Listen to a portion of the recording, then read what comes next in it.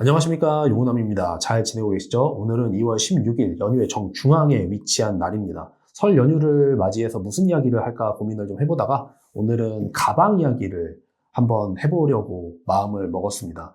정보를 딱 정리해서 전달해드리는 그런 컨텐츠보다는 오늘은 연휴이기 때문에 편안하게 그냥 제가 가방에 있는 에피소드부터 저의 의견들, 다양한 저의 생각들을 편안하게 이야기하는 시간을 가져보려고 합니다. 사실 제가 영상에서 가방 이야기를 거의 하지 않잖아요. 그 이유는 제가 가방을 잘 사용하지 않아서 그렇습니다. 정확하게는 가방 안에 들어갈 소지품이 없어져 버린 게 저의 라이프 스타일인 것 같아요. 그리고 요즘은 심지어 카드 지갑마저도 가끔은 필요가 없어졌나? 라고 생각이 들 때도 있습니다. 실제로 제가 그냥 제 데일리한 루틴 생활 속에서 카드 지갑을 하루에 한 번도 꺼내지 않은 날도 많아요. 제가 카드 지갑에 신분증 하나, 신용카드 하나 이렇게 두 개를 들고 다니는데 모바일 신분증이라는 게 생겼죠. 그리고 신용카드를 휴대폰 안에 넣어서 애플페이가 거의 되죠. 그러니까 이제는 정말 지갑이라는 것조차 필요가 없는 게 아닌가? 이런 생각이 드는 세상인데 가방은 오죽하겠습니까? 그래서 가방은 제가 더더욱 잘 안 들게 되기 때문에 영상에서 소개를 잘 안 드리고요. 두 번째 가방을 안 드는 이유 중에 하나는 스타일링의 완성도 때문입니다. 사실 가방을 액세서리의 개념으로 사용을 하려면 이 착장에 어울려야 되잖아요. 근데 오늘 스웨트 셋업으로 편안하고 가벼운 마음으로 나가려고 하는데 거기에 드는 가방으로 이런 가방은 어울리지가 않죠. 그러니까 착장에 따라 어울리는 가방들을 구비하지 않으면 그 가방이 오히려 스타일링의 완성도를 깨버립니다. 그럴 바에는 그냥 가방이 없는 게 낫죠. 이게 제가 가방을 안 드는 이유 중에 또 하나의 이유입니다. 그래서 가방을 구매한 지가 꽤 오래됐고 가장 최근에 구매해본 가방은 보테가 베네타의 카세트백이었어요. 디자인으로 승부하는 가방에 가끔 마음이 홀릴 때가 있죠. 그래서 그 보테가 베네타의 카세트백이 나왔을 때 굉장히 센세이셔널했고 너무 예뻐서 마음이 완전히 빼앗겼기 때문에 그때 구매를 했었는데 그마저도 지금은 갖고 있지 않습니다. 별로 많이 들게 되지 않고 클래식한 복장을 할 때는 또 안 들고 컨템포러리한 그런 어떤 디자이너 감성을 잘 나타내는 스타일링을 할 때만 들기 때문에 또 막상 1년에 드는 횟수를 따져보면은 뭐 10번 뭐 이 정도밖에 안 되는 것 같고 막 그렇더라고요. 그래서 가방 사는 것을 어느 순간부터 약간 포기한 것 같은 느낌이 듭니다. 그럼에도 불구하고 지금 보여드리고 있는 이 제품은 제가 아마도 평생 소장하게 되지 않을까라는 생각이 조심스럽게 드는 소장품입니다. 영국의 비렌버그라고 하는 브랜드의 로켓백이라는 모델이고요.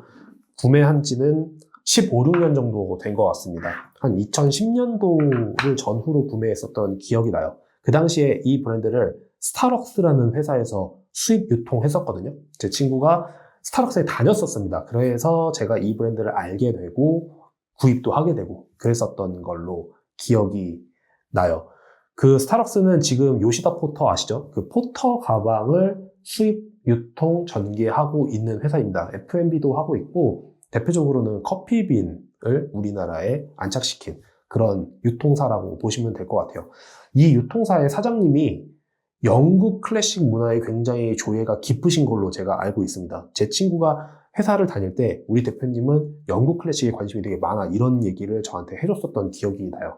그래서 이 비렌버그와 함께 당시에 수입 유통했었던 대표적인 브랜드 중 하나가 우리 구독자분들이 좋아하실 법한 크로켓 앤 존스입니다. 그래서 크로켓 앤 존스를 당시에 이제 직원 할인이라고 하죠. 그 베네핏을 좀 받아가지고 몇 쪽 구매했었던 기억이 있고요. 그러다가 이제 비렌버그가 수입 유통이 중단되고 그 다음에 시간이 지나서는 크로켓 앤 존스도 중단이 되죠. 그리고 이제 그것을 이어받은 게 유니페어로 제가 알고 있습니다. 그래서 지금 우리는 유니페어에서 크로켓 앤 존스를 만나볼 수가 있죠.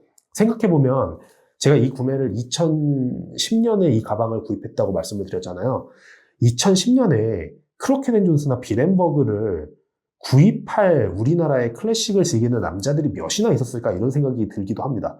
지금도 거의 없잖아요. 지금도 이제 채널이나 유튜브 채널이나 여러 블로그들을 통해서 특히 뭐 몇몇 카페를 통해서 클래식이 굉장히 이제 대중화가 된 것처럼 느껴지지만 실상 우리 주변에서 클래식을 즐기는 사람이 누가 있는지를 한번 보세요. 친구들 중에 제 주변에도 몇 없습니다. 거의 대부분 컨템포러리를 좋아하고 컨템포러리를 위주로 소비를 하고요.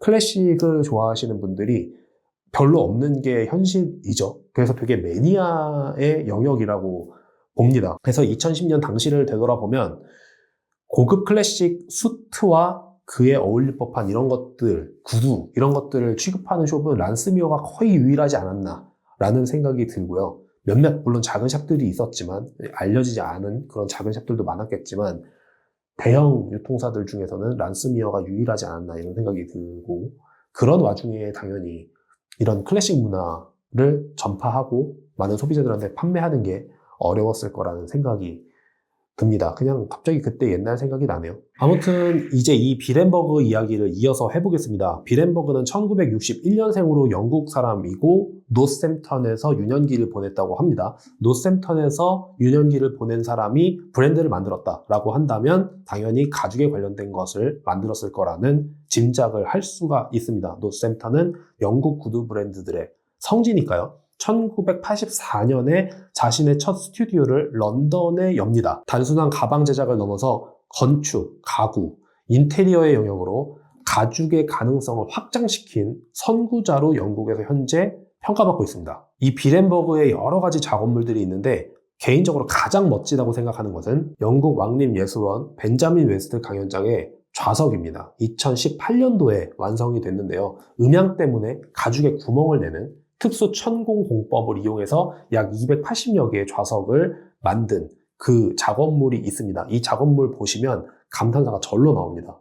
이 작업물의 완성도나 디자인이 멋진 것도 물론 있지만 이 예술원이 이런 커다란 비용을 들여서 이런 작업물을 만든다는 그 자체가 뭐랄까요? 이 미감을 얼마나 중시하는지 이 나라가, 이 예술원이 이런 미감을 중시하는지 그런 것이 정말 부러운 우리나라에는 이런 게 없겠죠. 이런 것들이 정말 멋지고 예술적으로 아름답다는 생각이 들었습니다. 그리고 2018년에 런던 디자인 페스티벌을 통해서 비렌버그 프린트 컬렉션이라는 것을 선보입니다. 생각을 해보면 가죽에는 다공성이라고 해서 가죽이 숨을 쉰다라고 표현을 하거든요. 근데 그 가죽 위에다가 프린트를 해버리면 가죽이 숨을 못 쉬겠죠. 그리고 오직 가죽의 전통 소재로만 예술품을 표현하기에는 현대적으로 발전해 있는 기술들이 너무 많고 그래서 R&D 팀을 구성을 해서 이 가죽이 가지고 있는 본연의 다공성이나 질감을 해치지 않은 상태에서 디지털 프린트를 입히는 것을 오랫동안 연구했다고 합니다. 그래서 그것을 2018년도에 첫 선을 보이게 되었고요. 그 첫 선을 보일 때 스포트라이트를 많이 받기 위해서 유명한 아티스트들과의 협업을 해서 출품을 합니다. 대표적으로 톰 딕슨과의 협업이 있었고요. 이런 행보를 보면서 제가 느낀 것은 영국 가죽 공예의 전통성을 잘 살리면서 현대적인 기술들을 그 전통에 융합시키려는 그런 것들을 느꼈습니다. 이게 아마 이 브랜드의 핵심 가치인 것 같아요. 이런저런 멋진 작업물들이 있지만 누가 뭐라고 해도 비렌버그라는 사람의 이름을 대중들에게 각인시킨 것은 이 로켓백입니다. 1990년도에 첫 선을 보였고요. 디자인의 예술성과 기술적 완성도를 인정받아서 런던의 빅토리아 앤 알버트 박물관에 2001년 영구 소장품으로 결정되었고 이어서 뉴욕의 메트로폴리탄 미술관에도 같은 절차가 이루어졌습니다. 제가 이 제품을 구매했을 때 가죽은 브라이들 레더가 사용되었다라는 설명을 들었었던 기억이 있거든요. 브라이들이라는 것은 말의 굴레입니다. 말의 굴레는 튼튼하고 질기고 단단해야 되잖아요. 근데 영국의 날씨가 습하기 때문에 가죽 가공을 잘못하면 질기고 튼튼한 특성을 만들어내기가 어렵습니다. 그래서 기름이나 왁스를 가죽 속까지 밀어넣어서 굉장히 단단하고 질기게 만든 그런 공법의 가죽을 브라이들 레더라고 부르고요. 영국이 오리지널이지만 이러한 가공법을 이탈리아에서도 하기 때문에 이탈리안 브라이들이라는 표현을 쓰는 가죽들도 요즘은 많이 생겨났습니다. 아무튼 정통의 그 브라이들 레더는 영국이라고 생각이 되고 영국이 맞고 그리고 이 비렌버그가 영국 브랜드이기 때문에 당연히 영국의 브라이덜 레더가 사용된 것이 맞다고 생각을 했는데 이 영상을 만들려고 비렌버그의 홈페이지에 들어가 보니까 이탈리안 베지터블 가죽이 사용되었다고 하더라고요. 그새 바뀐 건지 아니면 원래부터 이탈리안 베지터블 레더가 사용된 건지는 잘 모르겠습니다. 혹시 이쪽에 조예가 깊으신 분이 영상을 보신다면, 내용을 아신다면 좀 알려주셨으면 좋겠고, 그리고 이 핸들은 알루미늄으로 만들어져 있습니다. 어떤 정보를 보면 여기를 실버로 만들었다는 그런 정보도 있거든요. 제가 볼 때는 잘못된 정보인 것 같아요. 여기를 실버로 만들면 경련 변화에 따라서 이 변색이 생기기 때문에 그것은 아마 아닐 거고, 아니면 혹은 스페셜 에디션이나 그런 옵션을 적용할 수 있는지는 모르겠습니다. 하지만 지금 제가 홈페이지에서 보면 핸들은 알루미늄 핸들로만 결정할 수 있는 것 같아요. 그렇게 되어 있고, 가죽의 컬러는 자기 마음대로 결정해서 오더할 수가 있습니다. 이것은 기성품을 그냥 구매하기보다는 거의 대부분 오더 베이스로 현재는 구매할 수 있게 되어 있는 것 같고요. 아마 국내에 수입해 오실 때도 오더 베이스로 가장 스탠다드 모델들을 오더해서 가져오셔서 판매를 하셨겠죠? 그런 생각이 들고요. 이 측면을 보시면 이렇게 위로 솟아 있잖아요. 요게 로켓 모양 같다고 해서 아마도 로켓백이지 않을까 이런 생각이 듭니다. 그리고 여닫는 모양이 조금 특이해요. 여기도 이제 자석으로 되어 있어서 이렇게 딱 붙이는, 이렇게 해서 딱 붙이는 이런 형태로 되어 있고요. 이걸 열고 그 다음에 여기 이제 홀더가 있습니다. 이 홀더를 열어서 이렇게 가방을 열 수 있게 되어 있습니다. 이 안쪽은 돼지 스웨이드로 되어 있거든요. 이 돼지 스웨이드도 컬러를 자기가 결정을 할 수 있습니다. 홈페이지에 보시면 컬러를 결정할 수 있는 것들이 나와 있어서 그냥 옵션으로 제가 클릭을 해서 선택을 할 수 있게 되는 것 같고요. 스마트폰 홀더라든지 커다란 서류 홀더라든지 태블릿 홀더라든지 이런 거를 추가해서 넣으실 수 있습니다. 저는 그냥 이렇게 돼 있고 여기 펜을 넣을 수 있는 홀더가 좀 있거든요. 보이나? 네, 이쪽으로 이렇게 펜을 넣을 수 있는 홀더와 그런 식으로 되어 있는데, 저는 뭐 이거 제가 오더해서 받은 게 아니고 그냥 당시에 기성품으로 스타벅스에서 수입해 온 것을 샀기 때문에 그냥 그들이 결정해 준 대로 그냥 옵션이 적용되어 있는 걸 가지고 있습니다. 그리고 이 핸들 안쪽에 이제 비렌버그의 로고가 들어가 있고요. 이게 전부입니다. 그냥 이렇게 생겼어요. 제가 구매하게 된 이유, 친구가 보여주자마자 그냥 디자인을 보고 반해서입니다. 사실 그게 전부인 것 같아요. 어떤 제품을 구매할 때 물론 브랜드의 스토리, 헤리티지, 그들이 갖고 있는 이런 스토리텔링들이 멋지게 다가오지만 실상 처음에는 예뻐서 알아보게 되는 것 같습니다. 저조차도 그렇다고 생각을 하고요. 뭐든지 뭔가를 봤을 때 예쁘다. 그러면 그 브랜드에 대해 알아보게 되는 것 같습니다. 그래서 이 비렌버그도 사실 그렇게 해서 알아보고 구매를 했었고요.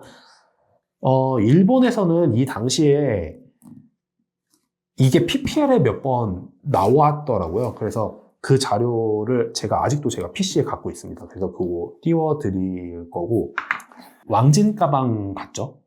제가 이거를 들고 회사를 다니면 많은 이제 저의 윗분들이 뭐 왕진 왔니? 뭐 이런 농담을 하시곤 했습니다. 야, 안에 청진기 들어있니? 뭐 이런 식으로 농담을 하고 그러셨는데 그렇게 진짜 왕진 가방처럼 생기기도 했네요. 지금 보면. 네, 아무튼 이런 가방입니다. 예전에 추억의 이 비렌버그를 아시는 분들도 있을 거라고 생각이 되는데 그렇고요. 그리고 이제 아까 소재 얘기하다가 이탈리안 베지터블 레더가 사용됐다고 하는데 그 베지터블 레더라는 것도 그 무드질의 한 종류에 의해서 태어나게 되는 가죽인데, 제가 예전에 그 그라더스 슈즈 얘기하면서 아마 베지터블 레더에 대해서 간단하게 얘기했을 거예요. 베지터블 태깅을 하게 되면은 이제 형태 안정성이 생깁니다. 그래서 좀 단단하죠. 그렇기 때문에 우리가 흔히 구두에 홍창에 들어간다고 표현하잖아요. 그 홍창도 베지터블 레더가 사용되는 경우가 많고, 가방의 손잡이 같은 거에도 베지터블 레더가 사용되는 것들이 많습니다. 가죽의 형태 안정성이 좋다 보니까 단단하고요.